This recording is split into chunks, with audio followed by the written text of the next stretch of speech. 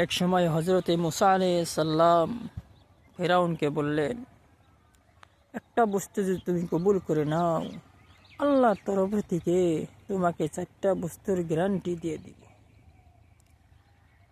তো ফেরাউন মুসা আলাইহিস সালামকে জিজ্ঞাসা করলেন, সেটা কি বস্তু তুমি মেনে নিতে বলতেছ?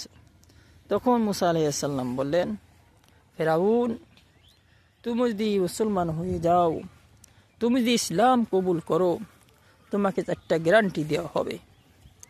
1 নম্বর গ্যারান্টি হলো, তুমি যে বর্তমান যে বাদশাহত আছে তোমার, এই বাদশাহটা তোমাকে কিয়ামত পর্যন্ত দেওয়া হবে।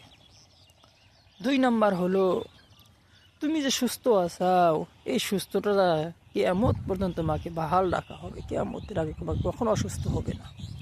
3 নম্বর, তোমার যে জওয়ানিটা আছে, এই জওয়ানি যা কিয়ামত পর্যন্ত বাকি থাকলে কখনো বুড়া হবে না।